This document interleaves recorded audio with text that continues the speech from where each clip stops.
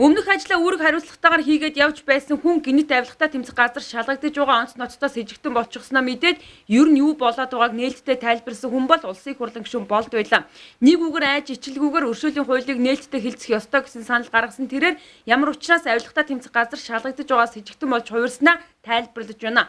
Учир нь өршөөлийн хуульд хамрагдах хэрэг хийсэн эсхээ няцах боломж нь өнөөдөр л гарч байгааг нь түүний жил гаруй өмнөөс авилгатай тэмцэх газраас дуудаж Батлан хамгаалах яам, гадаад харилцааны яамны үйл ажиллагаатай холбоотой хоёр асуудлаар тайлбар тодруулга авч байна гэснээр бүх асуудалд баримт тайлбар бичгээр гаргаж өгснөөс хойш сурах чимээгүй болчихжээ. Гэхдээ энэ бол нууцын зэрэгэлтэй гэсэн пайд зүүж өгсөн учраас тэрээр өнөө хүртэл хил ам хийж хэрүүл шууган тарайгүй юм байна.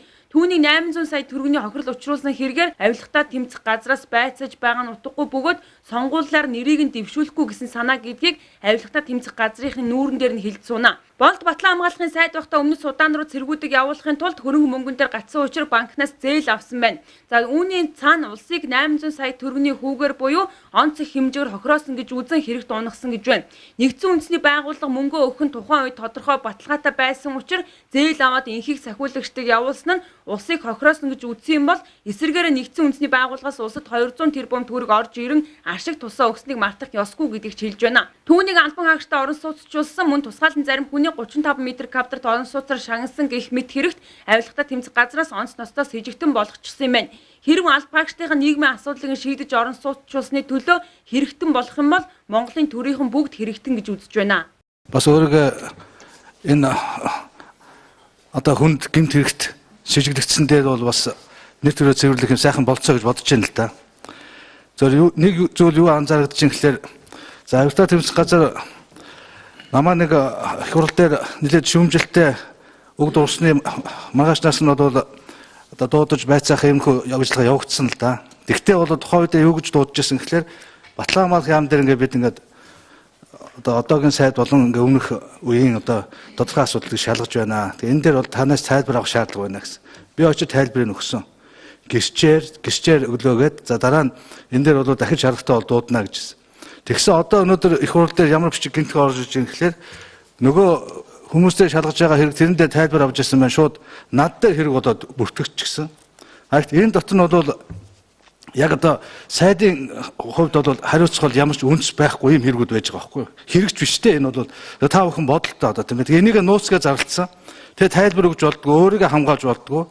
Тэгээ одоо ингээд энэ хаалттай очиж хуралдаад ял тулгаад тэгээ одоо баахан хүмүүсийг хэрэгтүүлэх л дээ. Тэгээ эн чинь 37 он штэ. Үнэхээр тухайн үед аюулгүй зүйлийн шийдвэр гарсан. Засгийн газар шийдвэр гарсан. Цэргүүд явах хэрэгтэй байдаг 800 гаруй цэрэг. Мөнгө байдгүй. Зөвчгчний сангаас мөнгө гаргах эрхийг өгсөн байдаг. Тэнд нь мөнгөнд төвлөрөөгүй байдаг. Тэгээд сайдын зүйлээр хэлцээд тэр богино хугацаанд нэгэнт нүүб болоод мөнгө өгөх баталгаа өгсөн учраас зээл аваад цэргээ явуулаад тэгээ 800 сая төгрөгийн хүү бол одоо улсыг онц их одоо хохироож гэмт хэрэгүүлсэн гэдэг байгаа байхгүй. Ажил нөгөө талд нь нүүбээс 200 тэрбум төгрөгийн орлого орцсон байна шүү дээ. Гэхдээ тэргээс чи Батлан хамгаалах маш их юм хийж байгаа шүү дээ. Улсын их хурлын гишүүн Болдтой холбоотой энэ хэрэгт түүнийг дуудаж байцаалт аваагүй хэрнээ авилгатай тэмцэх газраас төтгөлзүүлсэн харин өнөөдөр түүнийг өршөөх гэж байна гэж ойлгуулж байгаа нь 37 оны хэлмэгдүүлэлт гэж үзэж байгаа. Магадгүй авилгатай тэмцэх газар сонгуульд өгөхөр хэн нэгнээс өөр хаж эцтэй албаагчтай орон сууцчулсан тусламжийн бараа материал руу гард үрсэн гэх мэтээр улсын их хурлын гишүүнийг үтгэж шалгах нь өнөөгийн авилгатай тэмцэх газрын бодит төрөх гэж бухимдлаа. Энэ нь Болдыг сонгуульд нэр дэвшихэд ашиглах дүнг гэж тэрээр тайлбарлаж байна. Өнгөрсөн жилээс хойш авилгатай тэмцэх газрыг хуучны нах яамны зан суртахуунаар ажиллаж хавь ойрын бүгдийг хомголон гүтгэж байна гэсэн санааг хэлж тэдний чихнээс байнга хон хууж ирсэн нь өөрийнхөө эсрэг босгох шалтгаан болсон байна. Тиймээс өршөөлийн хуулийн хоргийг хэлэлцэхдээ нууж хаах юмгүйгээр нээлттэй хэлэлцэж ичид зовлгүй юмаа ярилцъя гэж байна. 10 хэдэн хүнд бол тодорхой одоо тэр улсын наадмын төрөөс олимпик төрөөс юуд янз бүрийн шалтгаанаар бол за яамны олон жил ажилласан одоо онцгой гавьяа байгуулсан гэх хүмүүс бол орон сууцаар одоо орон сууцны зөвлөлийн саналаар болоод шийдсэн юм байдаг.